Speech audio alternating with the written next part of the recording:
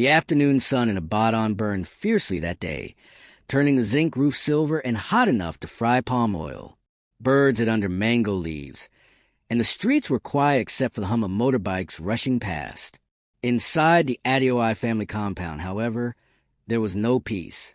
Mr. Adeoye, a respected retired teacher known for his discipline and strong Christian values, paced back and forth in the small sitting room.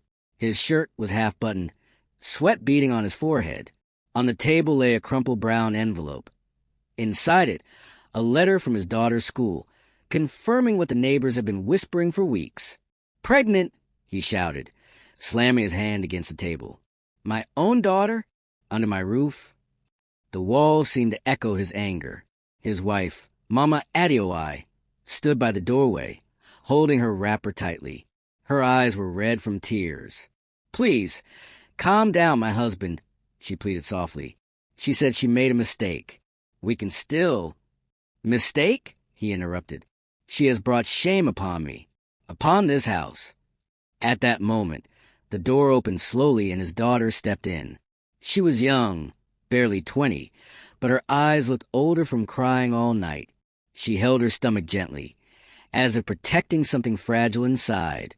Her lips trembled, her voice low. "Daddy, I didn't mean to disgrace you. Keep quiet," he barked. "Don't call me Daddy. Which man is responsible?" She hesitated. Her mind flashed to Cunnel, the young mechanic who loved her sincerely, but had nothing. They had met near the gate where she sold bread and snacks after classes. He promised to marry her, but when the pregnancy came, his workshop was shut down. He vanished without a trace. "His name is Cunnel," she whispered. "He said he will come to see you soon." Mr. Adeoye's eyes widened, his chest rising and falling like an angry bull. "A mechanic? You, daughter of a teacher, carrying the child of a man who fixes tires in the gutter?"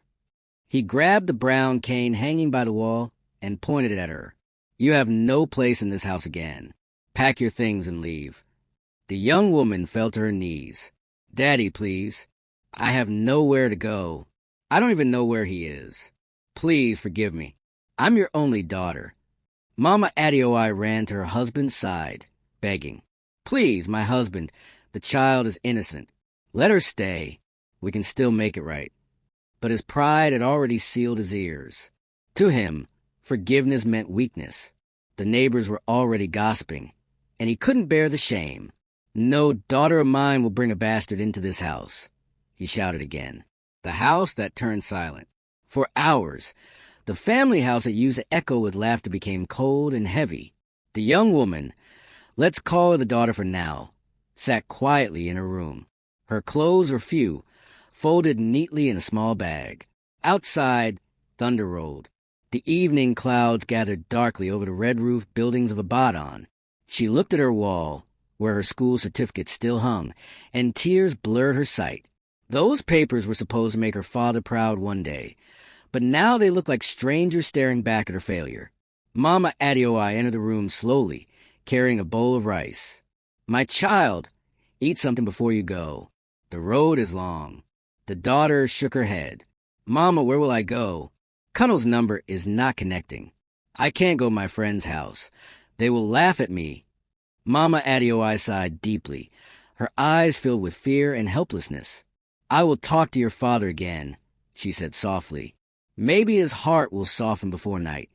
But as soon as she stepped out, they heard another thunderclap, and then her father's voice booming from the parlor. "Edebizi," he called angrily. "Come out here right now." The girl wiped her tears, stepped out slowly. Rain had started to fall, tapping on the roof like small stones. Her father stood by the door, his hands trembling with anger, his Bible open on the table, as if he was judging her with Scripture itself. "Take your bag and leave this house before sunrise. I have spoken." Mama Adeoye dropped to her knees, holding her husband's leg. "Please, my husband, don't do this. She's carrying your grandchild."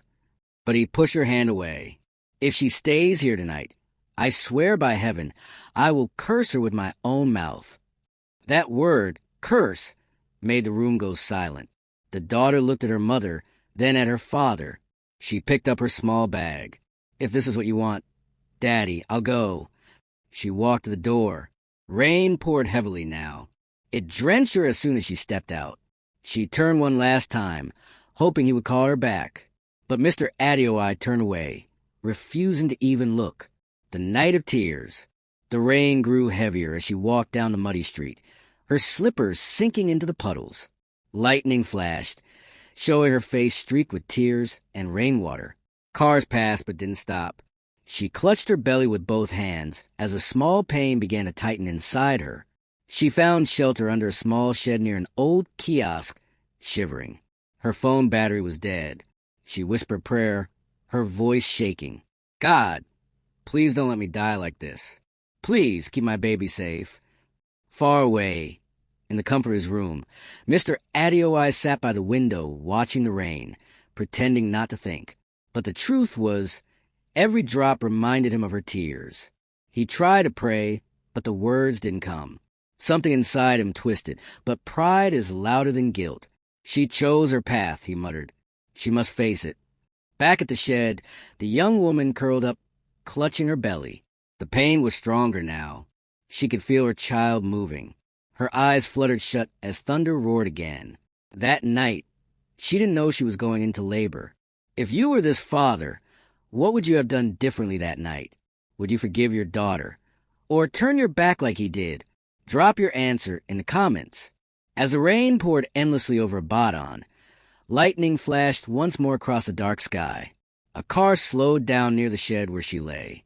A man stepped out, holding an umbrella, squinting into the darkness. "Hello? Are you okay?" he shouted. There was no answer, only the sound of thunder and a faint cry. He rushed forward, saw her lie on the ground, one hand on her stomach, eyes barely open. "Please, help my baby," she whispered, before fainting in his arms. The stranger lifted her quickly and ran towards his car, the rain beating on his back.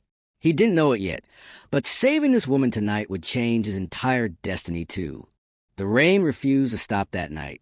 It came down in wild sheets, drumming hard against rooftops and flooding the narrow streets of Okadu, Ibadan. Thunder rolled through the sky like angry drums, echoing across the sleeping town. Under a wooden kiosk by the roadside, a young woman lay helpless. Her wet wrapper clung to her trembling body as she fought for breath. The pain in her stomach was sharp and deep, rolling through her in waves. She was too weak to scream now. Only small, broken sobs escaped her lips. Her hands gripped her belly. Her teeth chattered. The only light came from a flickering street lamp nearby, its glow broken by the pouring rain. Then headlights cut through the darkness. A small Toyota Corolla slowed down by the roadside. The driver, a young man in his late 20s, stepped out quickly, holding an umbrella. His name was Deli, a quiet man returning home from work at a nearby pharmacy.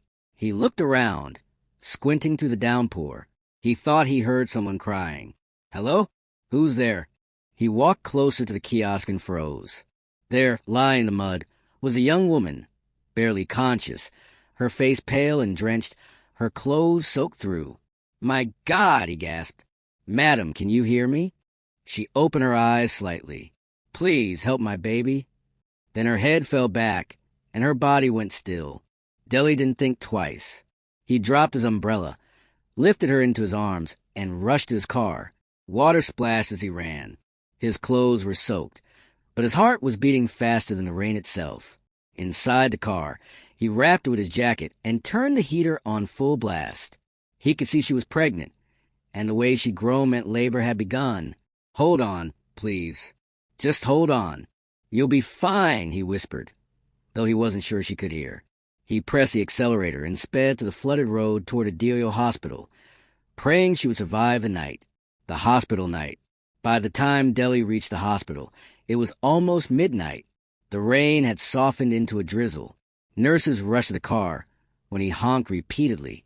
"Emergency! She's in labor!" he shouted. They placed her on a stretcher and hurried her inside. Deli followed, breathless, his shoes squeaking on the wet floor. Inside the delivery room, bright white lights and hurried footsteps filled the air. The nurse asked, "Sir, are you her husband?" Deli paused. "No, I just found her by the roadside. The nurse frowned but nodded. Please wait outside. We'll try our best. He sat in the waiting area, his clothes still dripping. He could hear faint cries from inside the room. Every time a nurse walked past, his heart jumped.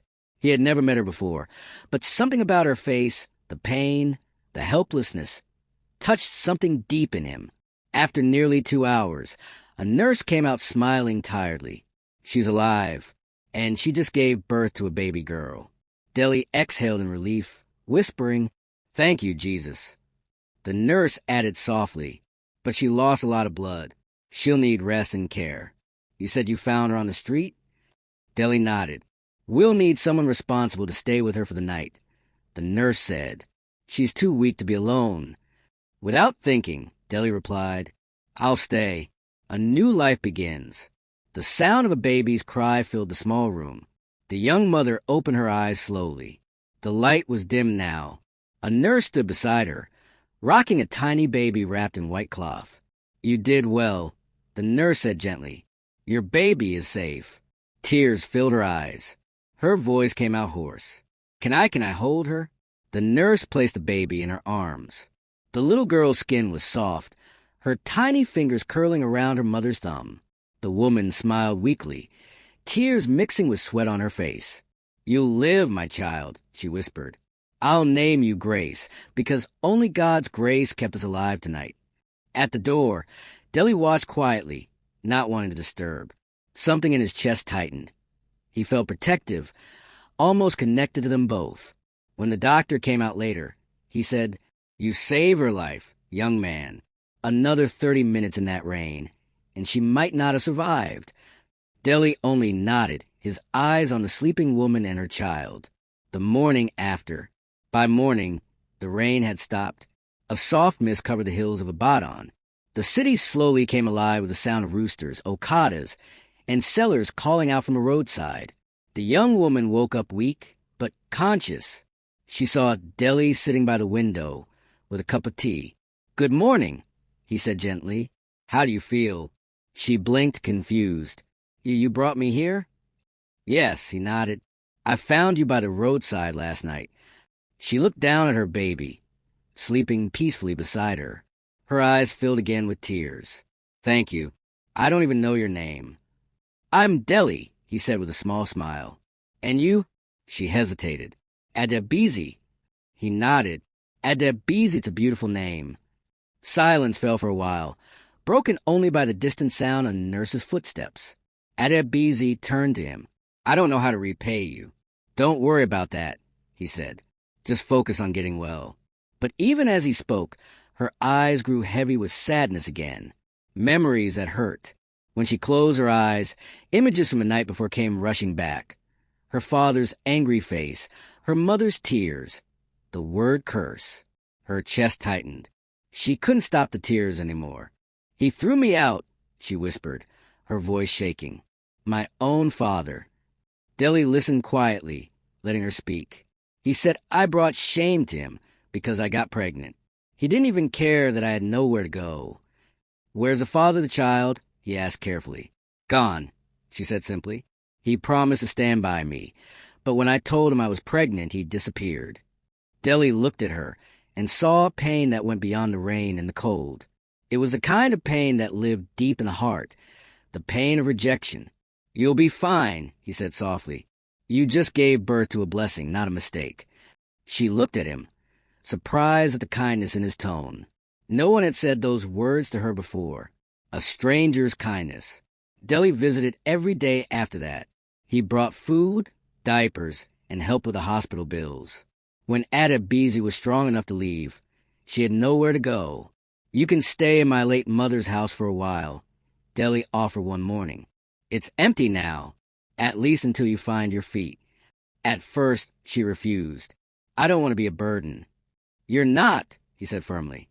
"You and your baby need peace." She finally agreed. The small house was in Orita Mefa, a quiet area surrounded by trees and friendly neighbors. It wasn't fancy, but it was safe. Deli helped her settle in, then returned to his pharmacy work. But every evening, he passed by to check on her and the baby. He brought baby milk, Sometimes cooked food, sometimes just a listening ear. Slowly, Adebisi began to smile again. The neighbors, however, had their tongues wagging. "So that's the girl Deli brought in?" One woman whispered. "Pregnant and alone. He must be careful." But Deli ignored them. He knew the truth, and though Adebisi tried to hide it, she prayed every night, not for her father to accept her, but for her baby to grow healthy and kind, unlike the world she came from. A mother's promise. As months passed, she worked hard to rebuild her life. Deli introduced her to a woman who owned a laundry shop, and soon Adebisi began ironing and folding clothes for small pay. Every evening, she would rock baby Grace to sleep and whisper softly, "One day you'll go to school. One day you'll make Grandpa proud, even if he never knows it." Her faith became her fuel, and though Ibadan street still carried whispers of gossip, her heart grew stronger with every sunrise. One evening, while sweeping the small living room, Adebisi heard the postman calling outside. "Letter from Madam Adebisi Adeoye." She frowned. No one knew her address except Deli and the hospital. She opened the envelope with shaky hands.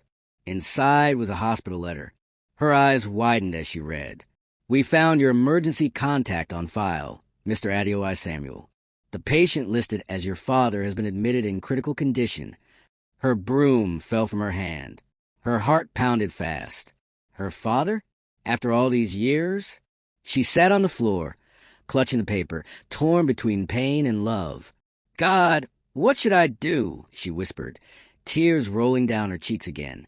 The scene faded with her staring at the letter. The same father who threw her out was now fighting for his life. The evening sun hung low over Ibadan, painting the sky in gold and crimson. The call to prayer echoed faintly from the mosque down the street as Adebisi sat in her small living room, staring at the letter in her trembling hands. The words refused to leave her head. Her father, the same man who threw her out into rain 5 years ago, was lying in the hospital, alone and fighting for his life.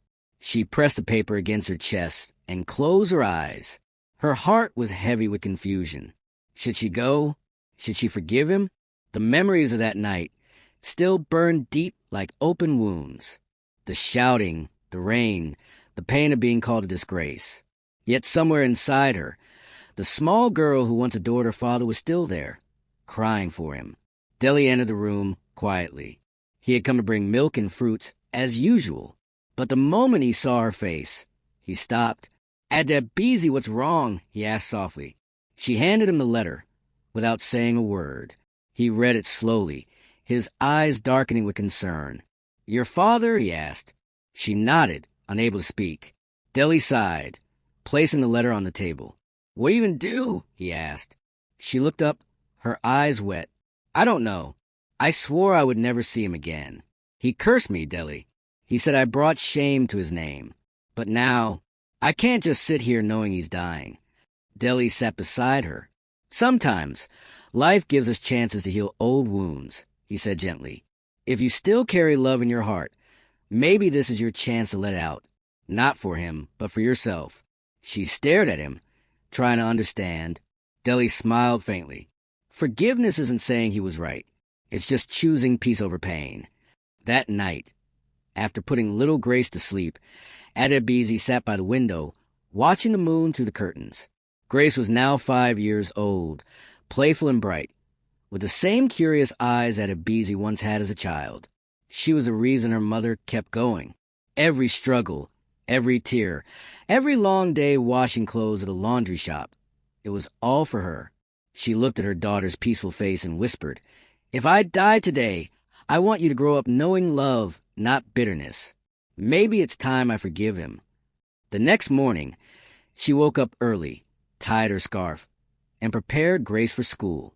Deli stopped by to drive them. As they reached the gate, she turned to him and said, "After I drop Grace, I'm going to the hospital." Deli nodded. "You won't regret it."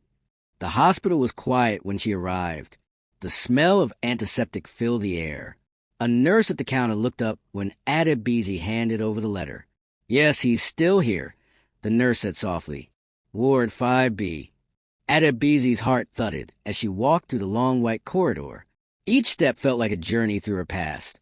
Her childhood laughter, her mother's cooking, her father teaching her how to read. Then the night of the rain, his angry voice, his rejection. She stopped in front of the door marked 5B and took a deep breath. Inside, the old man lay on the bed, thin and frail. His face had aged beyond his years. The once proud teacher now looked like a shadow of himself. A gray beard covered his jaw, and tubes ran across his body. His eyes were closed, his chest rising slowly with each weak breath. For a moment, Adebisi stood frozen, tears blurring her vision. This was the same man who once roared like a lion. Now he looked broken, defeated, and helpless. She took a step closer and whispered, "Daddy." Her voice cracked. He didn't move.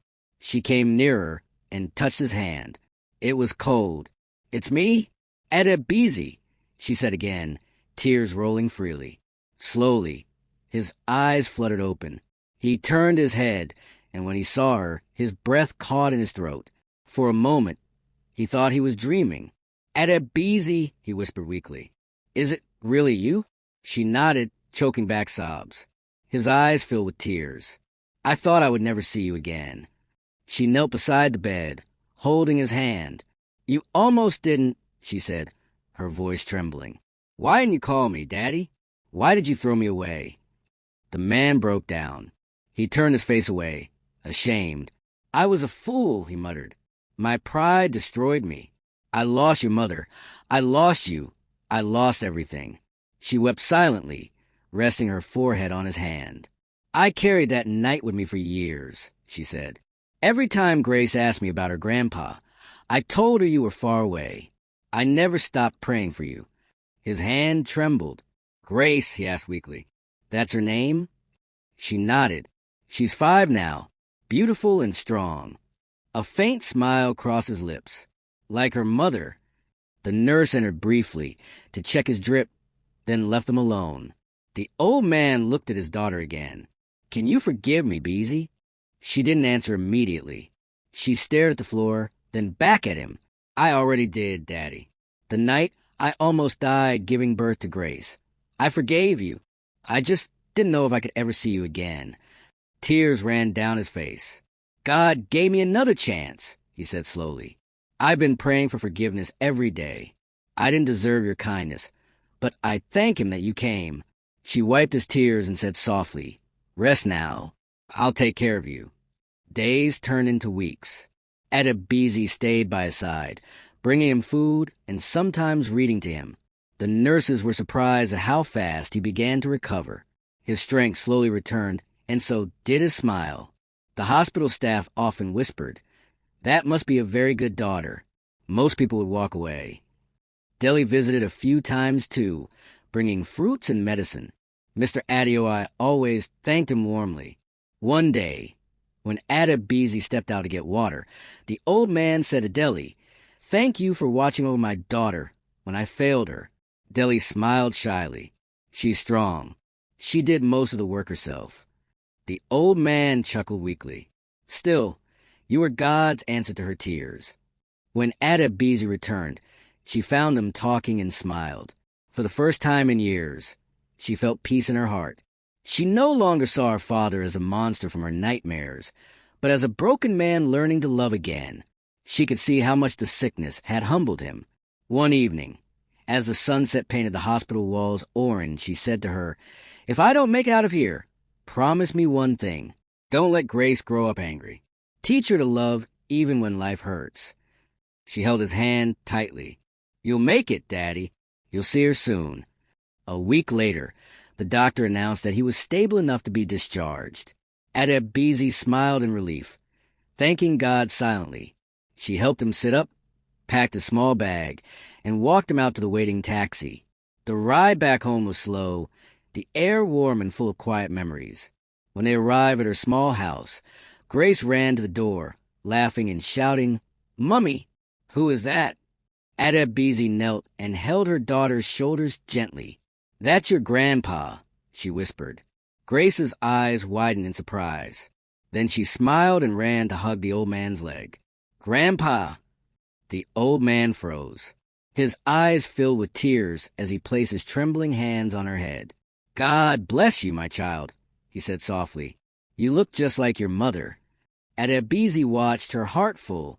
The circle that had been broken 5 years ago had begun to heal. That night, as the family ate dinner together for the first time, silence filled the air, but it wasn't the silence of pain anymore. It was peace. Grace laughed as she played with her spoon, and Deli helped serve the food. The old man looked at them all and smiled faintly. "This is what I've been praying for," he said. "A second chance." Later, when Grace was asleep and Deli had left, Adebisi sat with her father on the veranda. The night breeze was gentle. The moon shone over the compound, and the sound of distant crickets filled the air. "Thank you for forgiving me," he said quietly. "I wish your mother was alive to see this." Adebisi smiled faintly. She would be happy. She always wanted peace in this family. He nodded, his eyes glistening. "I wasted years chasing pride.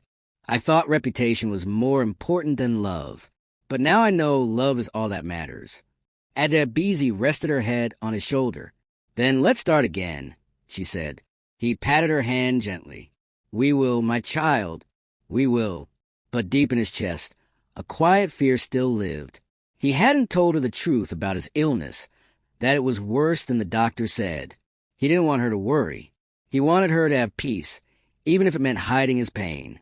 That night, as Adebisi slept peacefully, he sat by the window watching the stars. His heart was full of gratitude, but tears rolled silently down his cheeks.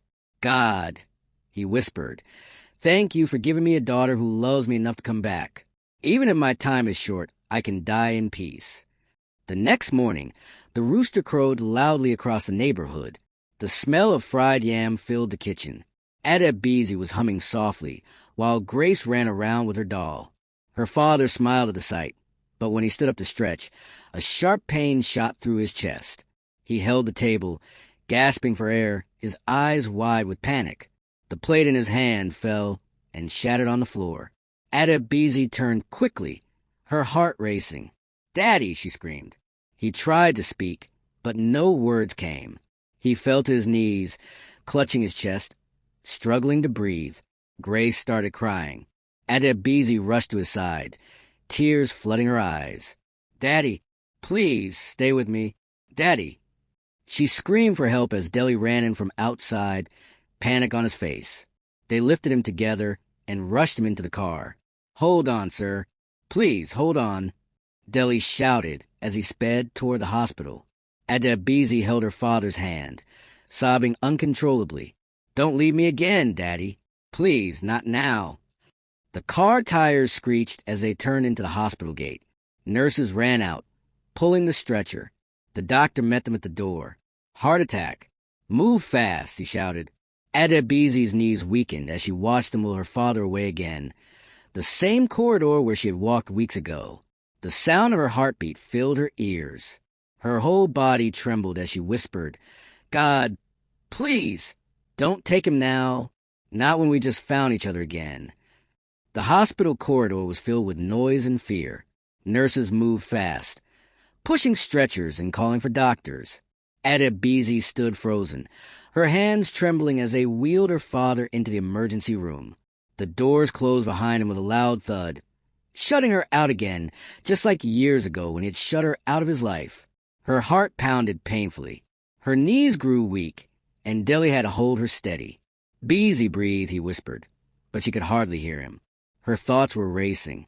The last few weeks had been full of hope and peace. She finally got her father back, and now she might lose him again.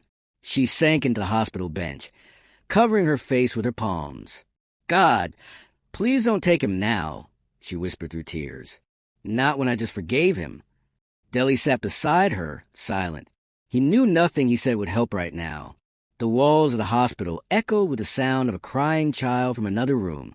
It reminded Adebisi of the night Grace was born, the night she had thought she would die. Life seemed to repeat pain before it allowed peace. After what felt like hours, the doctor came out. His face was serious, but calm. "He's stable for now," he said, "but we need to run more tests. His heart is very weak. We'll do everything we can." Adebisi nodded quickly, wiping her tears. "Please do whatever it takes. I'll pay." The doctor gave her a gentle look. "I'll prepare the forms." When he left, Adebisi exhaled shakily. Deli placed his hand over hers. "He's still here. That means God heard you." She nodded, but her heart was heavy. "He's been hiding this from me, Deli. He didn't tell me how bad it was."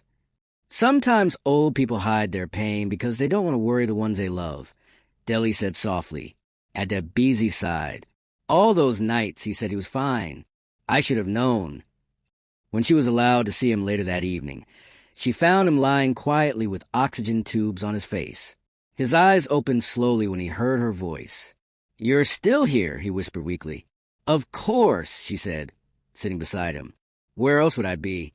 He smiled faintly. "I told God that if he gave me one more chance, I would see her face every day." Looks like he heard me. Adebisi fought back tears and forced a smile. "You'll be fine, Daddy. The doctors are helping you." He looked at her, his eyes soft. "I don't deserve your kindness, Beezy. After everything I did, you still care." She shook her head gently. "Don't say that. You're my father. No matter what happened, I can't turn my back on you." He closed his eyes, a tear escaping down his wrinkled cheek. "I threw you into the rain that night. I can still hear your cries. Every thunder that followed sounded like your voice."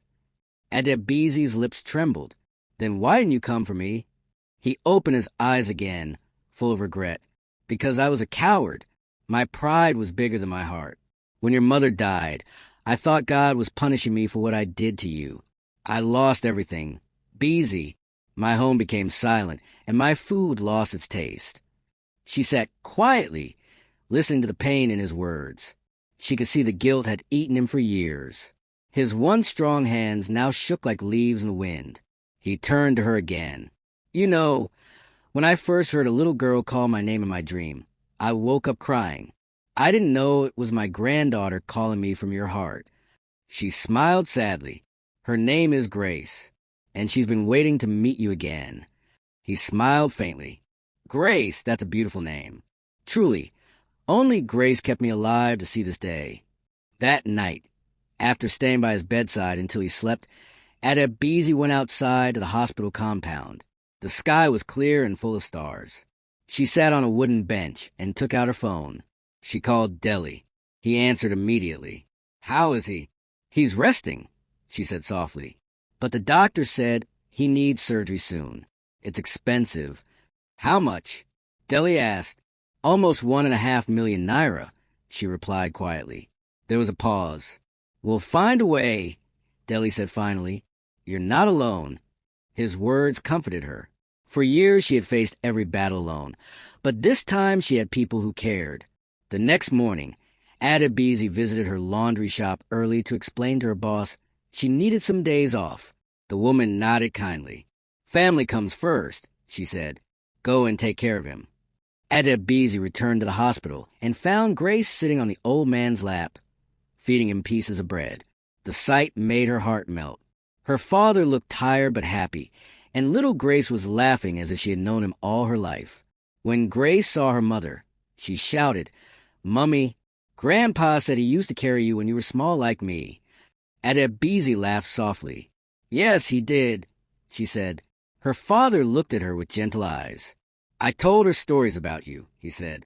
"I want her to know the kind of woman her mother is, strong and kind." She smiled, but deep inside, fear still lingered.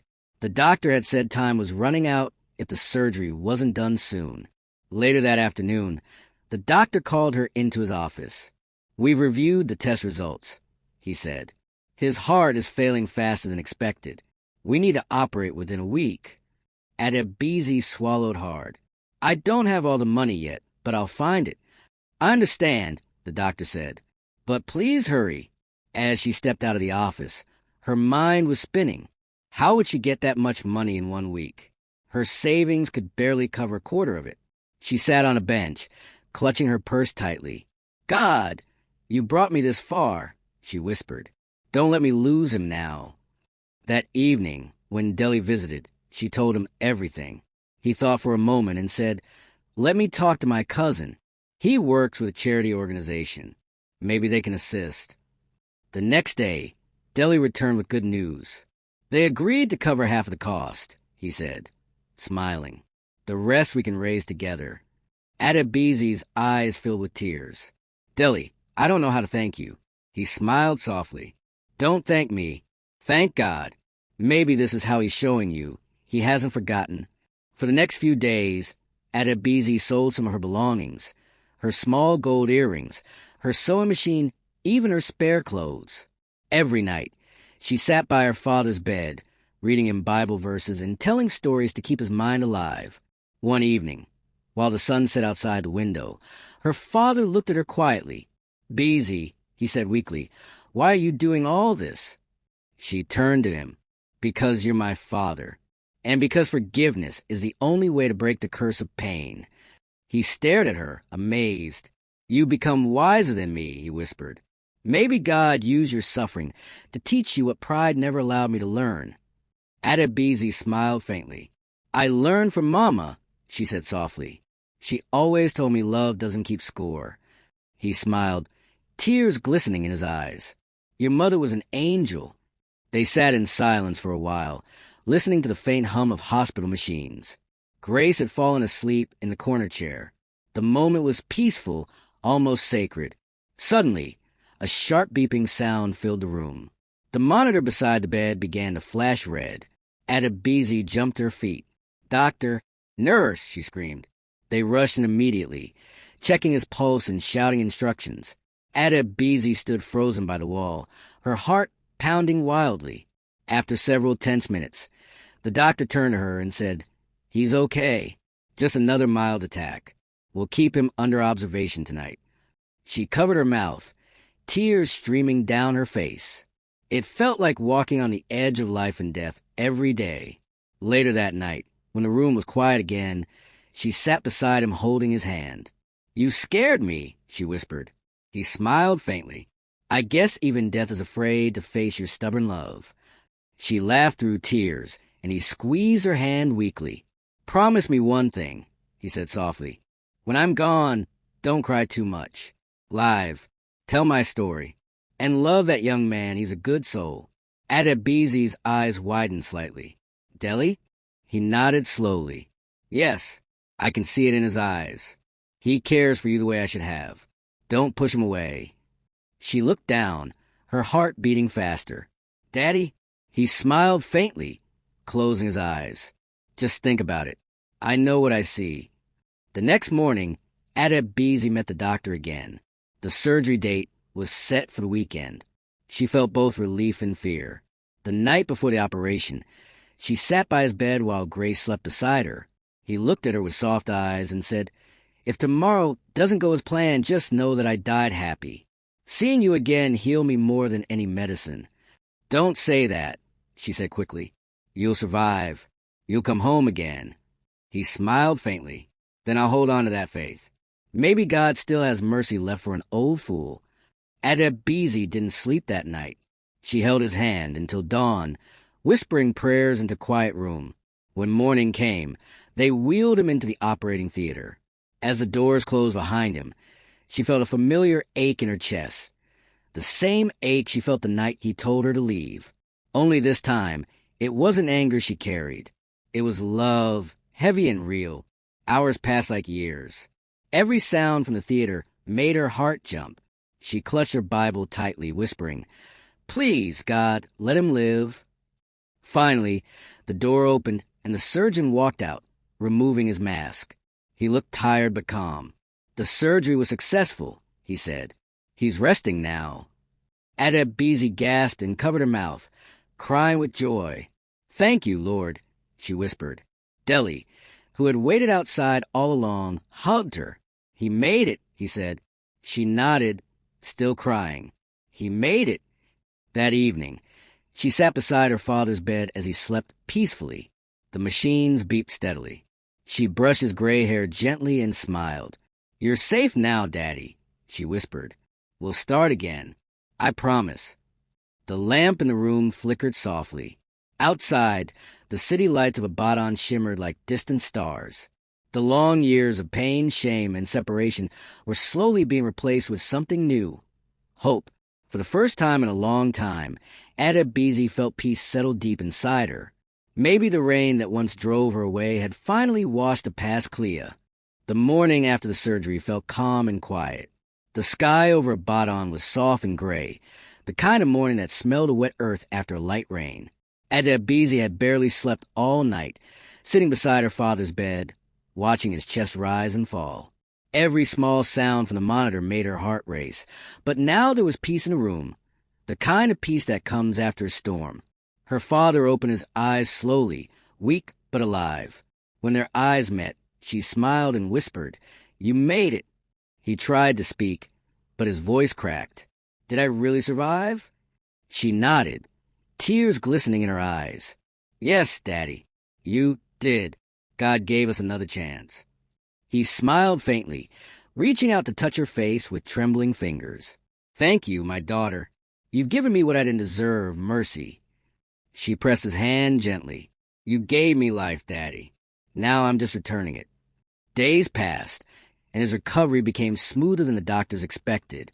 Adebisi brought Grace to visit every evening after school. The little girl's laughter filled the hospital room, breaking the heaviness that once lived there. Each time Grace ran to hug her grandfather, the old man's face lit up with joy. "She's the sunshine I lost and found again," he would say proudly. The nurses adored Grace. She brought life wherever she went. Sometimes she sang small songs her mother taught her, and the patients nearby would smile through their pain. Adebisi often stood by the door, watching her daughter and her father laugh together, tears of gratitude hiding behind her smile. One afternoon, as she left the hospital to buy food, she ran into a man at the gate. The man stopped, staring at her with disbelief. "Adebisi," he called softly. She turned and froze. Her heart skipped a beat. It was Cunnel, the man who abandoned her years ago. He looked older, worn, with tired eyes and a rough beard. For a moment, they just stared at each other, the silence thick and heavy with memories. "What are you doing here?" she finally asked, her voice tight. "I work here now," he said quietly. "I'm part of the maintenance team."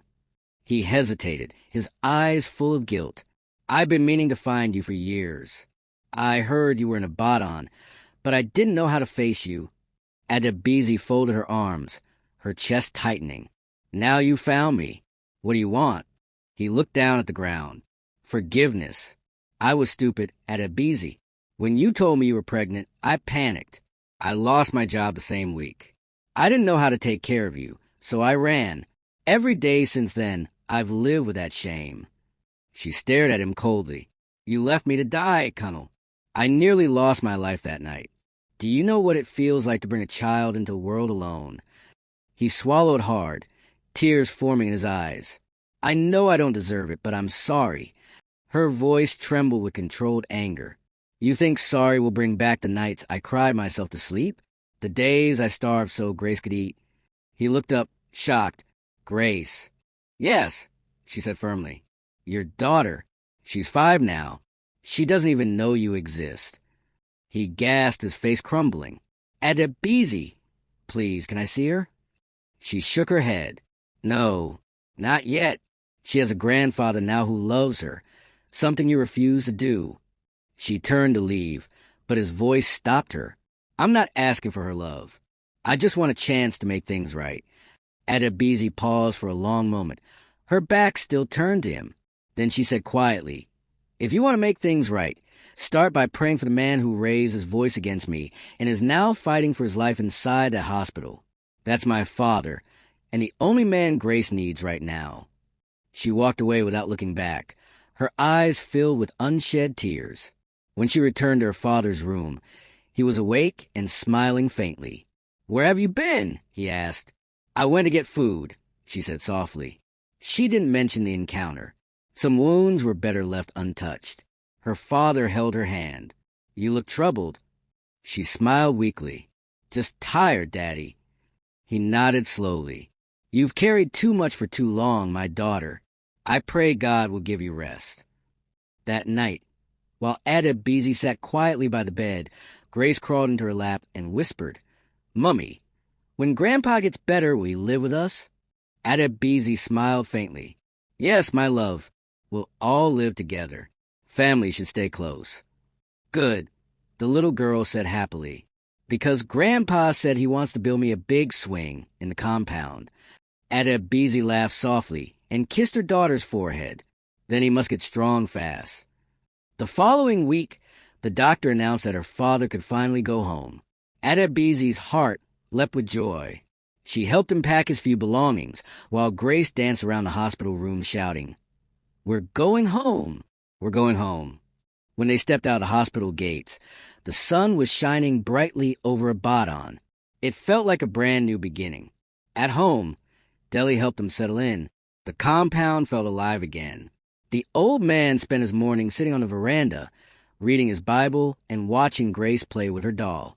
Adebisi often caught him smiling quietly at the sight, a smile full of peace and gratitude. One afternoon, while she was cooking, she heard voices in the compound. She looked out the window and saw a small crowd gathered near the gate. Among them was Kunnel. He was holding a small gift bag, looking nervous. Deli walked out to meet him. "What are you doing here?" he asked firmly. "I just came to apologize properly," Kunnel said. "Please, let me talk to her one last time." Deli looked at him carefully. "You should leave her alone. She's been through enough." Before things could get tense, Adebisi came out. "It's fine, Deli," she said softly. "Let him speak." Kunnel approached slowly, eyes lowered. "I'm sorry for coming uninvited. I just wanted to give this to Grace." He held out a small brown teddy bear. "I bought it with my first salary since I started working again." Adebisi looked at the toy, then back at him. For a moment, the silence was thick. Then she said quietly, "You can leave it by the door." He nodded, placed it gently down, and whispered, "Thank you." As he turned to leave, her father's voice came from behind the window. "Young man." Kunnel stopped and turned. The old man was standing, holding the wall for balance. "You're the one who left my daughter in her pain?" he asked sternly. Kunnel bowed his head. "Yes, sir. I was a coward." The old man's voice softened. "Do you regret it?" Tears streamed down Kunnel's face. "Every day of my life, sir." The old man nodded slowly.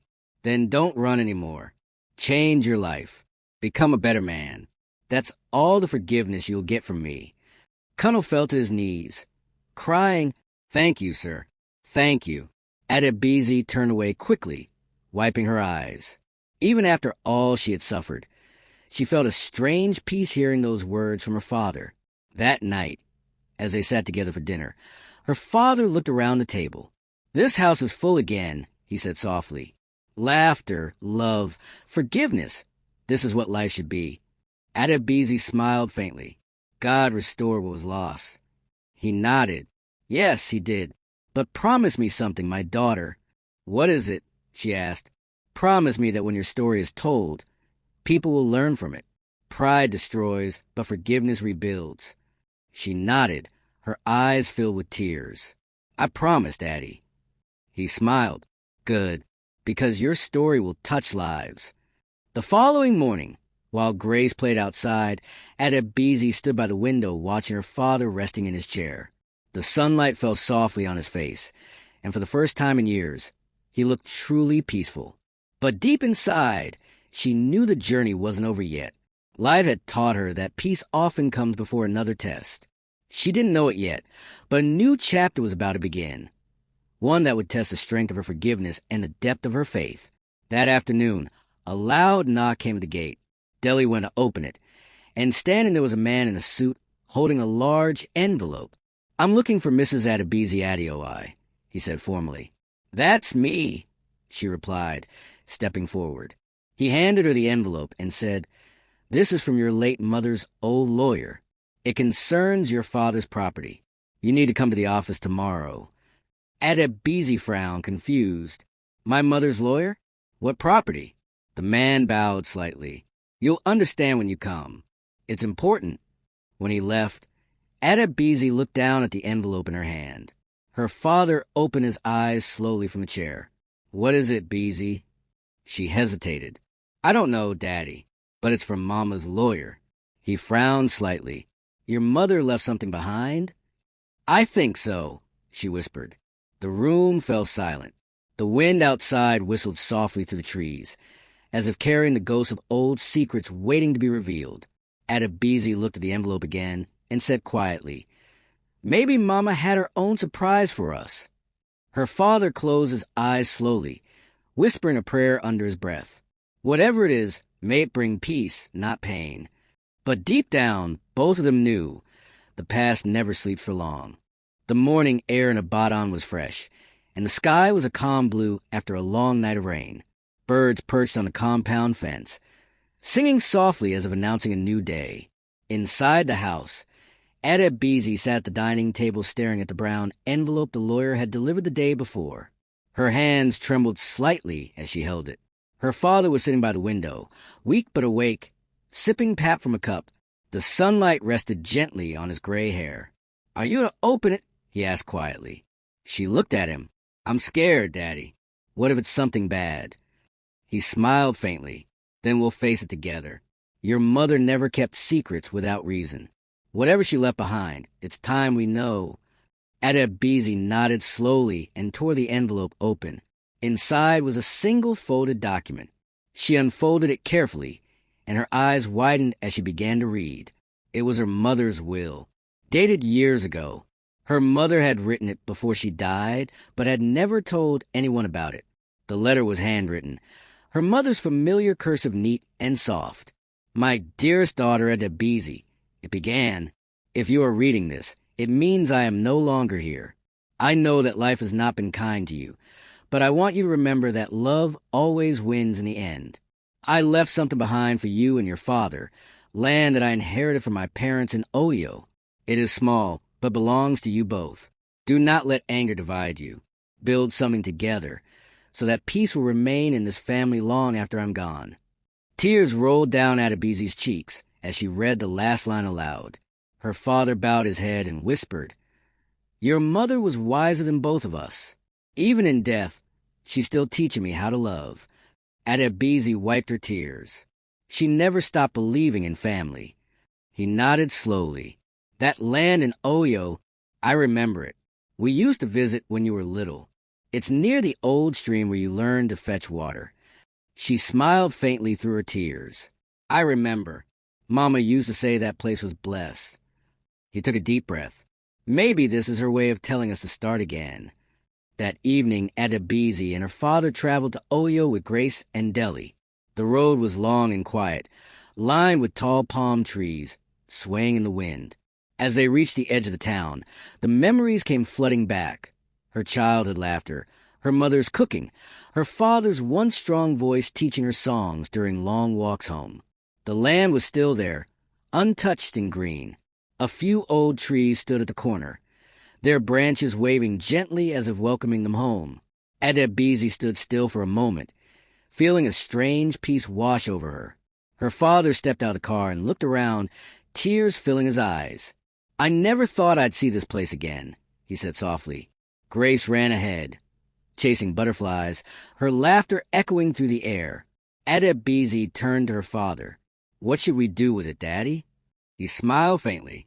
"We'll build something that lasts, a small clinic or a school, something that helps others, so that our pain becomes someone else's hope." She nodded, her eyes shining. "Then we'll do it together."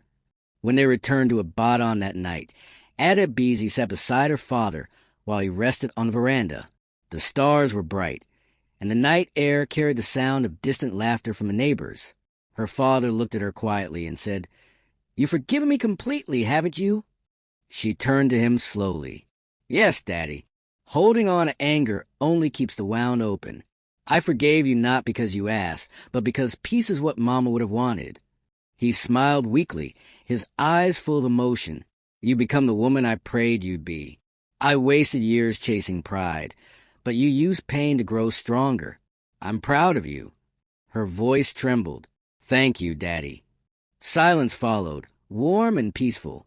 For the first time, there was no bitterness between them, only love and understanding. Later that night, after Grace had gone to sleep, Adebisi stepped outside. The moon hung full over the compound, silver light spilling across the yard. Deli was sitting on the low wall, waiting for her. "You've been quiet since we came back," he said gently. She smiled faintly. I'm just thinking about everything, about how life twists and turns. Deli nodded. Sometimes pain is the road that leads us home. She looked at him thoughtfully. I don't know how to thank you, Deli, for everything. You've been there when no one else was. He smiled softly. You don't have to thank me. You just have to keep smiling. That's enough. For a brief moment, their eyes met, and something unspoken passed between them. Something warm, gentle, and real. But Adebisi looked away, unsure what to do with the feeling growing in her heart. The next morning, her father woke up early and asked to see Grace. When the little girl came running to him, he lifted her gently onto his lap and smiled. My little angel, he said, do you know your mummy saved my life? Grace giggled. How, Grandpa? Because she forgave me when she didn't have to, he said softly. And forgiveness is the most powerful medicine in this world. Grace nodded, even though she didn't fully understand. She placed her tiny hands on his cheeks and said, Then you should never make her cry again. He laughed quietly, and Adebisi, who was watching from the doorway, couldn't help but smile. Later that afternoon, the lawyer came to their house to finalize the property transfer. Her father signed the papers slowly, his hand shaking a little. When he was done, he looked at Adebisi and said, It's yours now, my daughter, everything I have left. She tried to protest. No, Daddy, it's ours. But he shook his head. No, Beezy, you gave me back my life. Let this be my way of saying thank you. Tears welled in her eyes again as she whispered, I don't need anything from you, Daddy. Just stay with me. He smiled faintly. I'll stay as long as God allows. That evening, they sat together in the compound, watching the sun go down behind the mango trees. The air smelled of jollof rice from a neighbor's kitchen, and laughter floated from the street. Grace chased chickens around the yard, while Deli helped Adebisi fix the broken tap.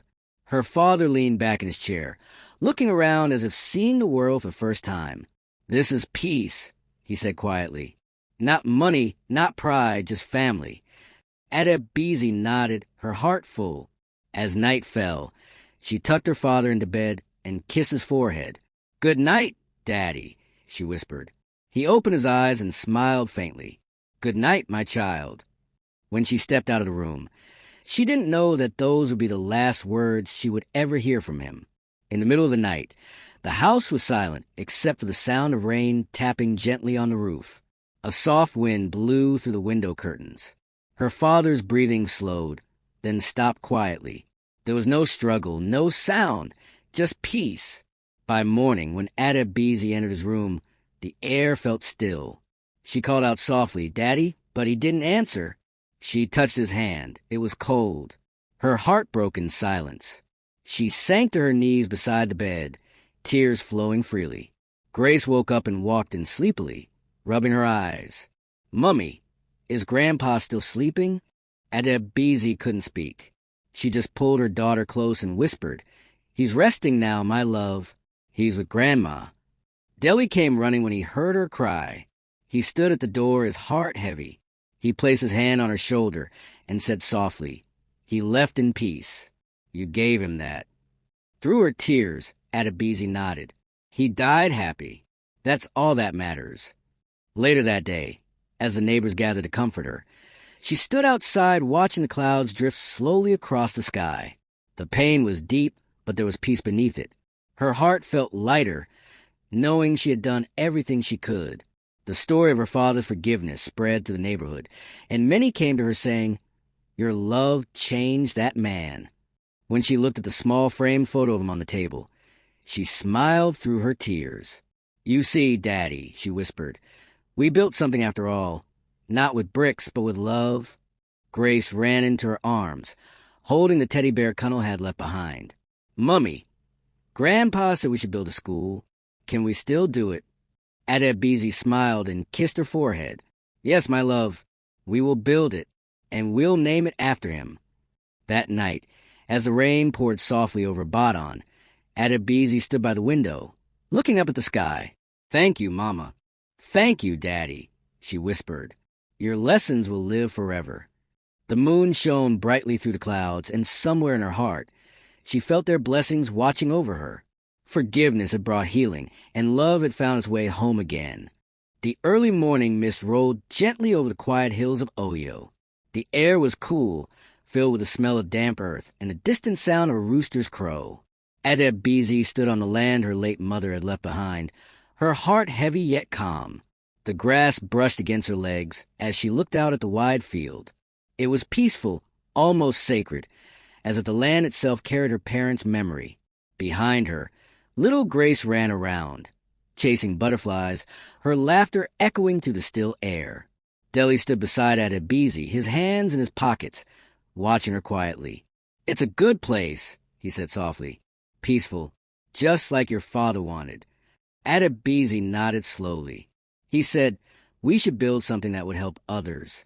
Her eyes were distant, lost in thought. "I want to build a school here, for children who can't afford one. It's what Mama would have done." Deli smiled. "Then we'll build it together." His words touched her, but deep down, Adebisi knew it would not be easy. Building something from nothing took more than dreams. It took sacrifice. Over the next few weeks, Adebisi began planning. She traveled between Ibadan and Oyo, meeting builders, local leaders, and even church elders who offered advice. Deli helped every step of the way, driving her to meetings, talking to architects, and sometimes even carrying materials when laborers didn't show up. The villagers admired her dedication. "That woman," they would whisper, "she lost everything but still gives back." As the days passed, the foundation of the small school began to take shape. The first building was made of red bricks, simple but strong.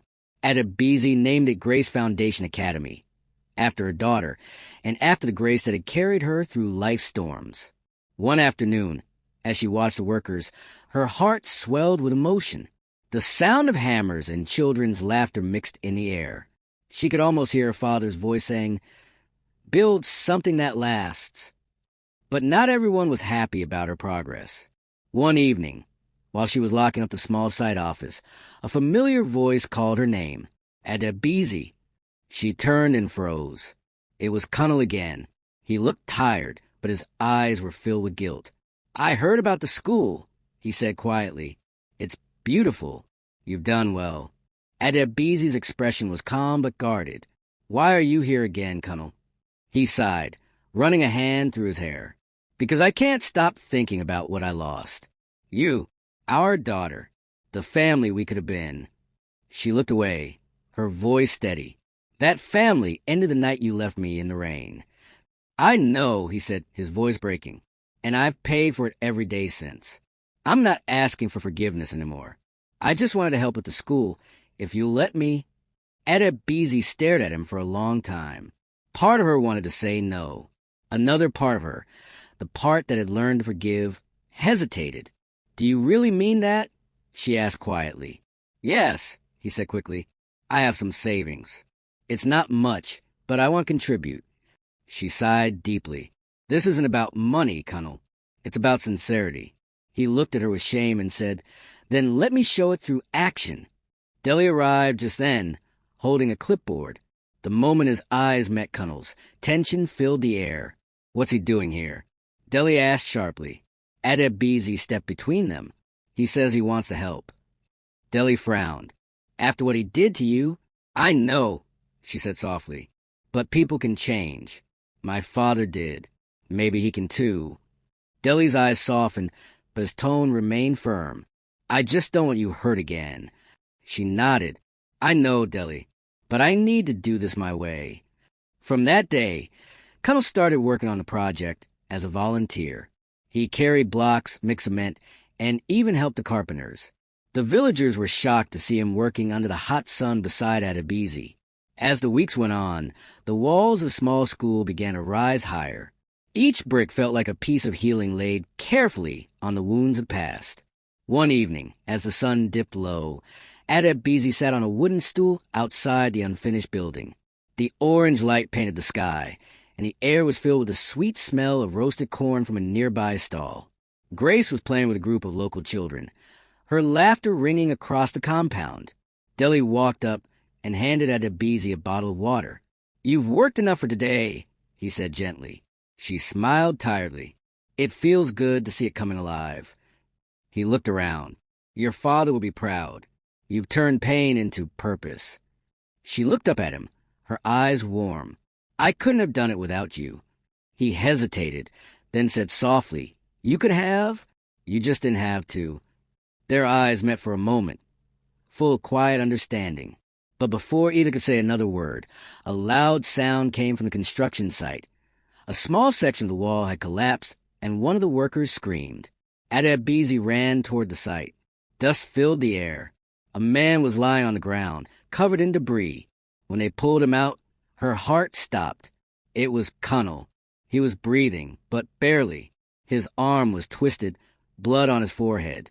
Call for help. Deli shouted. They rushed him to the nearest clinic. Adebisi sat outside the small ward, her heart pounding. Deli placed a hand on her shoulder.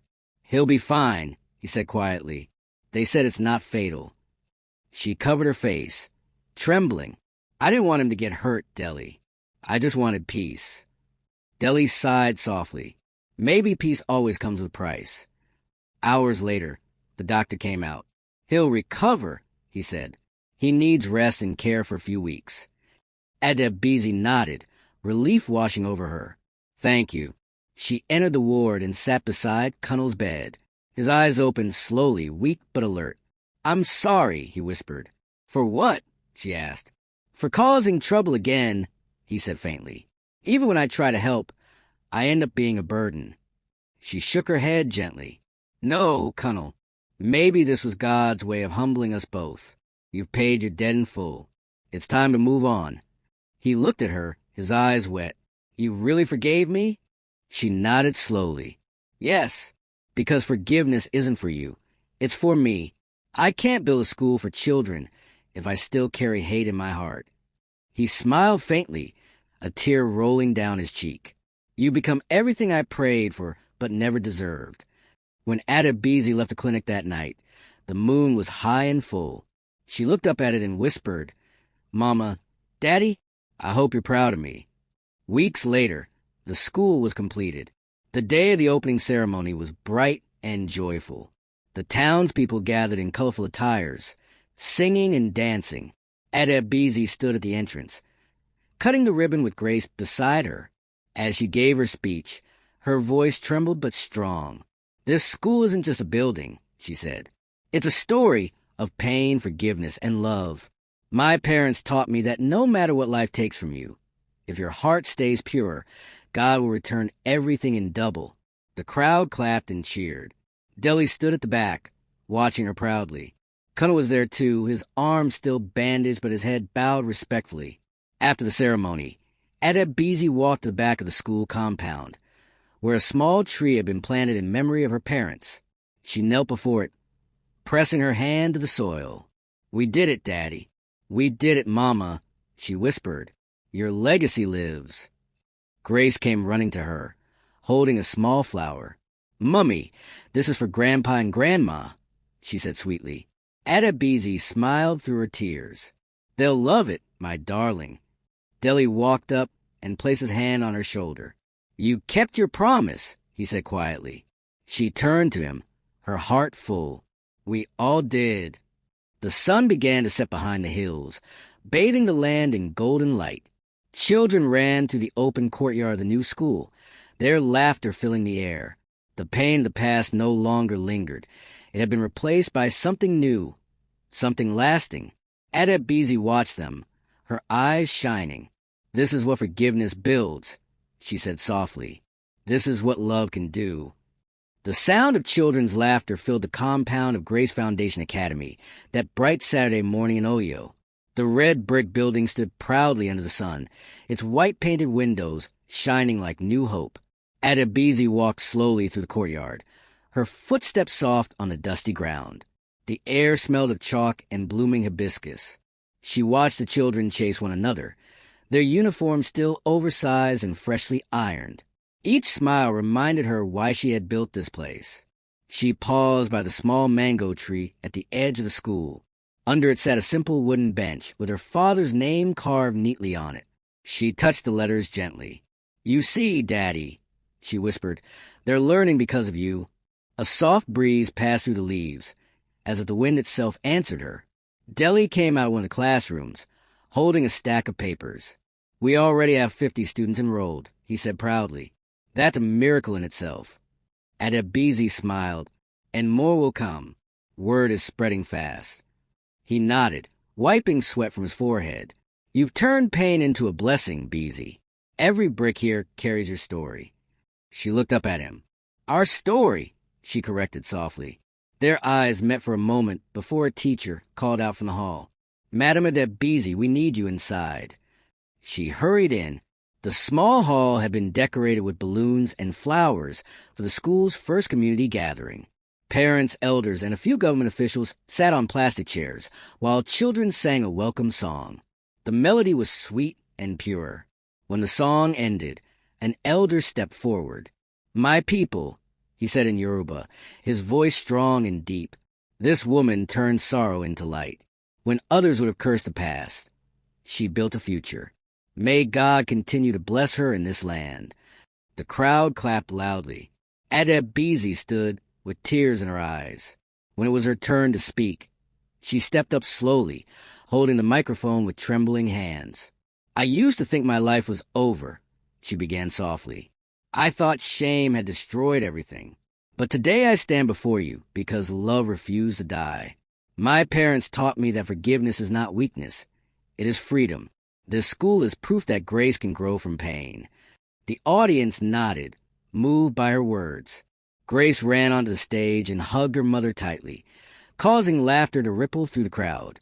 "Mummy, say thank you to Grandpa," she said into the mic, and everyone smiled. "Thank you, Grandpa," Adebisi whispered, looking toward the sky. "Your dream is alive." After the event, as people left with smiles and handshakes, Adebisi stayed behind in the empty hall. The late afternoon light poured through the windows, turning the room golden. Deli walked in quietly. "They were moved," he said. "You spoke from your heart." She turned to him, her eyes soft. "It wasn't me speaking. It was Daddy and Mama." Deli came closer. "You've done more than anyone could expect. But tell me something. What about you? You've given everything away. What do you want now?" She hesitated. For years her life had revolved around survival, forgiveness, and service. She had never stopped to think about herself. "I just want peace," she said finally.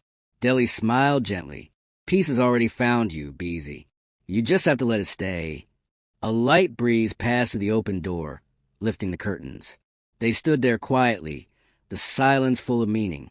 That night, after Grace had fallen asleep, Adebisi sat outside under the stars. The village was quiet except for distant drums from a wedding down the road. The moonlight made everything silver. She thought about her father's last words. "Teach her to love, even when life hurts." Her heart felt heavy but warm. She knew he would be proud. The next morning, she woke early to check on the school site again. As she approached, she saw an old woman sitting by the gate.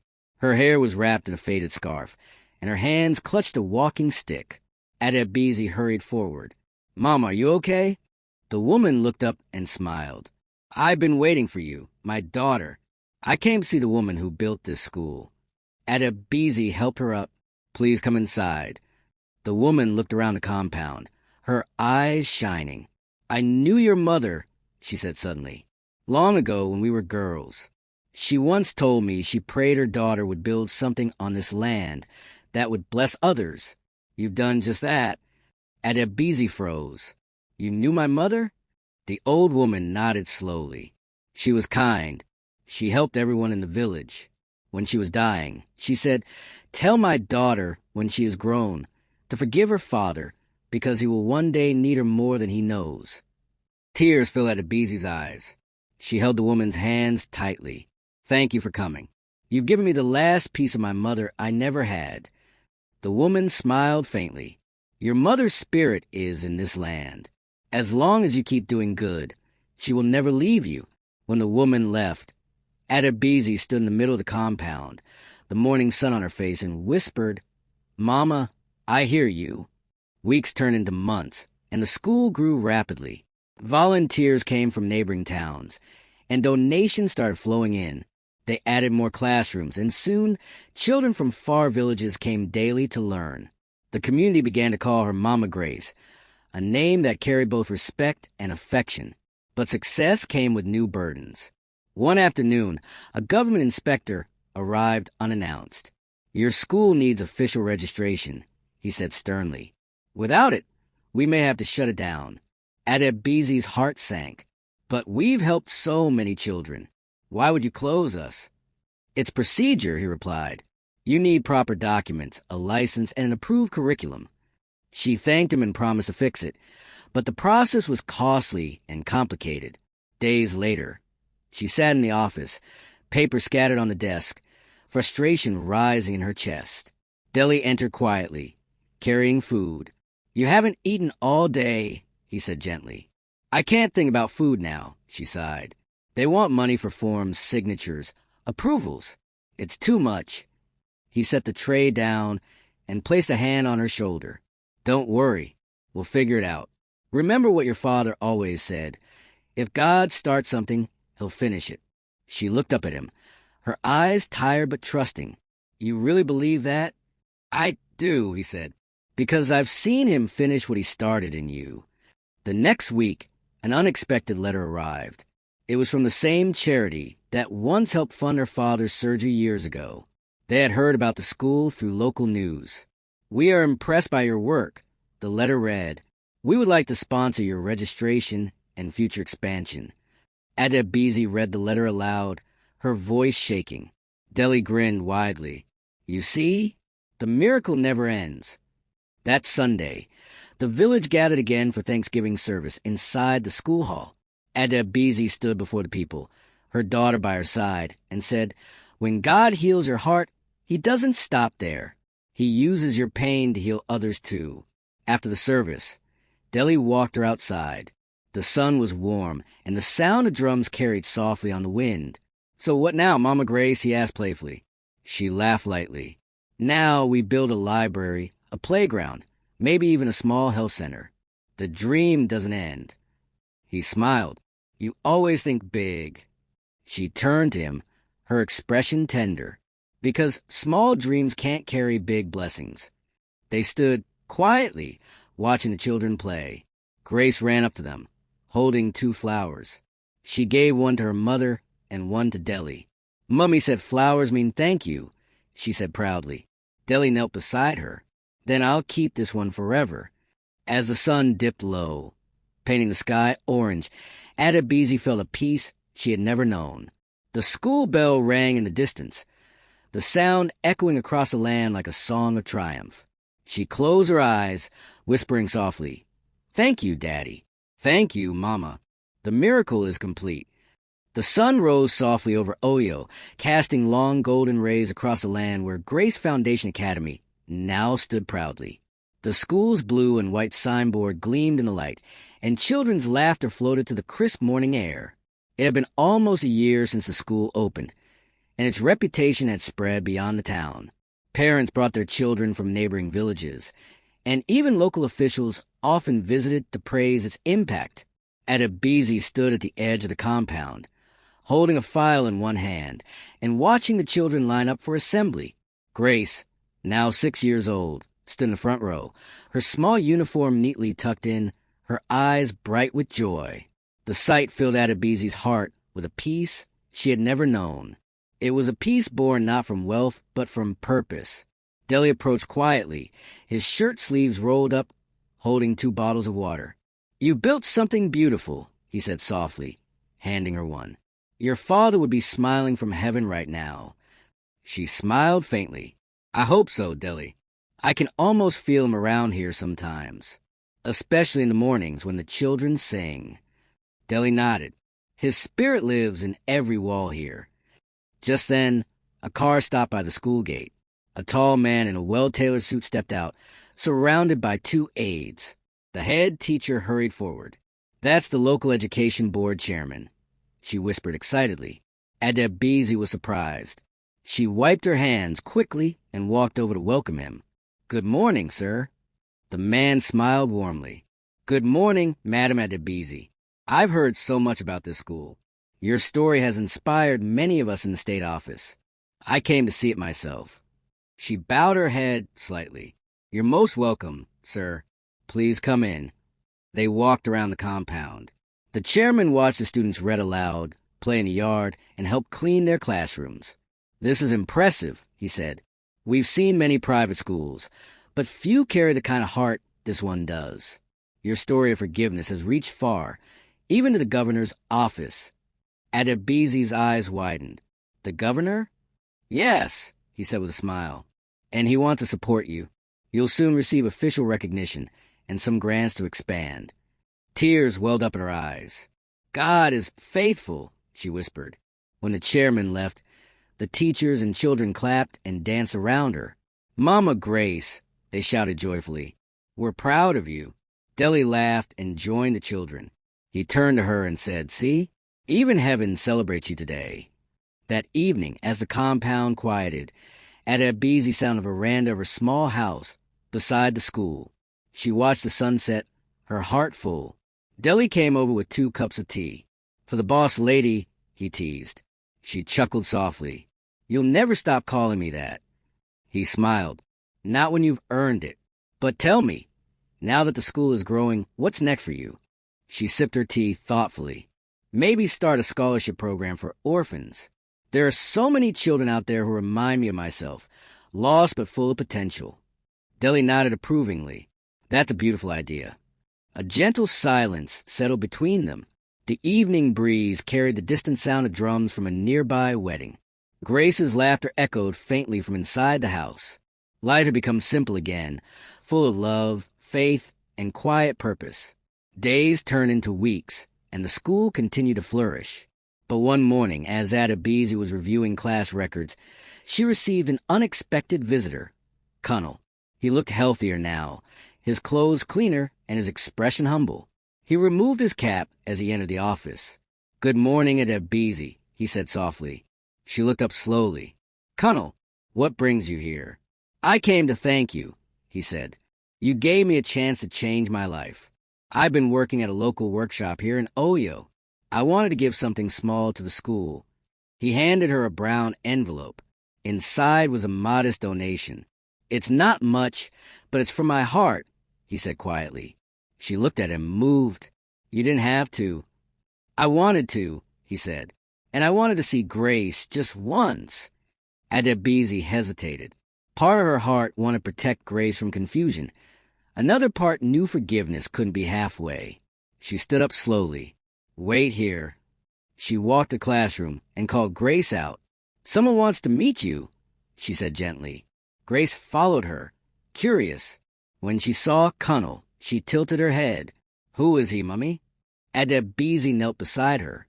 "This is Mr. Cunnel," she said softly. "He helped with the school." Cunnel bent down, his eyes filled with tears. "Hello, Grace. You look just like your mother." The little girl smiled shyly. "Thank you, sir." He looked up at Adebizi. "Thank you for allowing me this moment." She nodded silently. As he turned to leave, she said, "Cunnel," he paused, "I forgive you completely. Don't waste this second chance. Be the man God wanted you to be." He nodded slowly, tears streaming down his cheeks. "I will, Adebizi. I promise." Then he walked away, disappearing down the dusty road. That night, as Adebizi tucked Grace into bed, her daughter asked, "Mummy, why did that man cry?" She smiled sadly. "Because sometimes grown-ups cry when they remember their mistakes. But when they are forgiven, those tears become clean again." Grace nodded sleepily. "You forgive everybody, Mummy." Adebizi kissed her forehead. "Because God forgave me first." Weeks later, the school organized a special day to celebrate its success, a day of Thanksgiving. People from Oyo, Ibadan, and even nearby villages came. The small field was filled with chairs, canopies, and colorful decorations. The community choir sang joyfully. When it was time for Adebizi to speak, she walked slowly to the stage. The crowd grew quiet. She took a deep breath, her voice steady. "I once lost everything," she began. "I lost my home, my parents, and even my pride. But I found something greater: forgiveness. This school isn't just about education. It's about second chances. It's about grace that refuses to die. The audience listened, moved to silence. She continued softly. My father threw me out, but before he died, he begged for forgiveness. I gave it to him. That decision changed my life.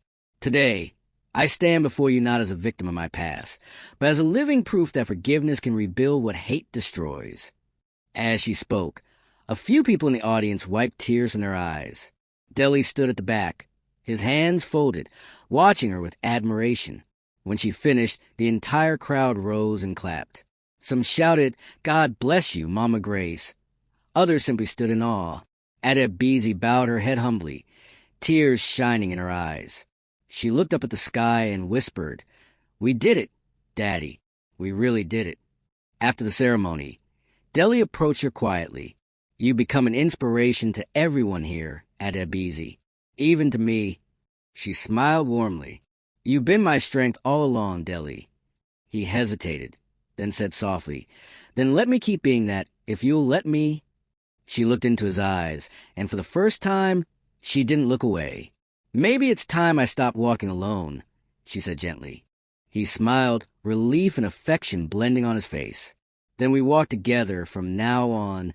The setting sun bathed the land in gold as they stood side by side, watching the children dance in the yard. Grace ran toward them, laughing, her little arms open wide. They bent down and caught her between them, and she giggled. Now we're all family. Adebisi and Deli looked at each other and smiled, knowing the child's innocent words were true. That night, after everyone had left and the compound was quiet again, Adebisi walked to the bench under the mango tree. She sat down, looking up at the stars. The sky shimmered softly. Mama, Daddy, she whispered, your little girl is fine. Your love didn't die. It just grew. The wind blew gently, rustling the leaves above her. She smiled, feeling their presence in the cool night air. For the first time in many years, her heart was free, truly free. The morning sun spread across the quiet town of Oyo, lighting up the newly painted walls of Grace Foundation Academy. Birds fluttered above the mango trees, and the laughter of children echoed through the compound. The air was alive, filled with the scent of wet sand and chalk. Adebisi stood near the classroom window, her eyes soft with joy as she watched the pupils recite their morning poem. I am strong. I am kind. I am light. Their small voices blended into a chorus that felt like a prayer over the land. It had been 2 years since the school's opening. The once empty field was now filled with buildings, classrooms, a library, a playground, and a new block still under construction. The community had embraced her completely. People now called her Mama Grace, and her name had become a symbol of hope throughout Oyo. Adebisi walked slowly across the compound, greeting teachers and parents. Grace, now 7, ran up to her holding a small notebook. Mummy, teacher said I should read this to the assembly next week, she said proudly. Adebisi knelt and smiled. That's wonderful, my love. What will you read? Grace opened the book and began. Forgiveness is when you let go of anger and choose peace instead. Adebisi's eyes filled with tears. She pulled her daughter into a hug, whispering, That's my girl. From the doorway, Deli watched them quietly. He had become part of their lives, not just as a friend, but as family. His small pharmacy in town had grown, yet he spent most of his free time helping at the school. The villagers had started calling him Papa Grace, and though it made him blush, the title suited him perfectly. As Adebisi stood, their eyes met. He smiled warmly. You're raising a wise little one, he said. She smiled back. She's her grandfather's granddaughter, full of wisdom and stubbornness. Deli laughed softly. Then she'll move mountains one day. That afternoon, they sat together under the mango tree, watching the children play. The sun cast long shadows, and the sound of distant drums floated through the breeze. Do you ever think about the past? Deli asked. Adebisi looked up at the sky. Every day, she said softly, but not with pain anymore. I think about it with gratitude. If my father hadn't thrown me out that night, I wouldn't have met you. I wouldn't have had Grace, and this school wouldn't exist. What was once my wound became my blessing. Deli nodded slowly. You turned your scars into bridges. She smiled faintly. And you helped me cross them. He reached for her hand gently, and she didn't pull away. For the first time, she allowed herself to rest, truly rest, knowing she no longer carried life's burdens alone. Evening came quietly. The compound emptied as the last child waved goodbye. Adebisi locked the office and walked home with Grace, hand in hand. The streets of Oyo were calm, bathed in orange sunset light. They stopped at the small market, greeted familiar faces, and bought roasted plantain for dinner. The life she once thought impossible had become simple and sweet. At home, after dinner, Grace knelt by her bed to pray. "Dear God," she whispered, "thank you for Grandpa and Grandma in heaven. Thank you for Mummy and Uncle Deli. And thank you for our school where we teach love." Adebisi listened quietly, her heart swelling with emotion. She turned off the lamp and kissed her daughter goodnight. When she stepped outside, Deli was sitting on the veranda, looking at the stars. "You're quiet tonight," he said. She sat beside him. "I'm just thinking," she replied softly, "about everything we've survived, how it all makes sense now." He looked at her gently. "It's funny, isn't it? How the worst nights lead to the brightest mornings." Adebisi nodded. "That night in the rain, I thought my life had ended, but maybe it was only beginning." They sat in silence for a while, listening to the crickets. The moonlight touched her face, and he thought she had never looked more peaceful. "You know," he said, "your father would have loved to see this. You, Grace, this school. He'd be proud." She smiled faintly. "I know. I can feel him sometimes when the children sing, or when the wind moves through the trees. It's like he's still watching over us." Weeks passed, and the school prepared for its second anniversary. Parents, teachers, and students all helped decorate the compound. Colorful fabrics hung from the walls, and the sound of talking and laughter filled the air. Adebisi wore a simple cream gown and tied her hair in a scarf like her mother used to. Grace wore a white dress with yellow ribbons, her joy impossible to hide. The event began with songs and drama from the pupils. Then Adebisi stepped forward to speak. The crowd grew silent, waiting. She took a deep breath, her voice steady but emotional. 2 years ago, we opened this school on a piece of land my mother left behind. She began. She wanted me to build something that would outlive pain. My father, before he died, told me that love is the only legacy that lasts. Today, I see both of them in every child sitting here." The audience clapped softly. She continued, "Life has taught me that forgiveness doesn't erase the past. It transforms it. It turns tears into lessons and shame into strength. I stand here today not as a woman who was broken, but as one who learned how to rebuild."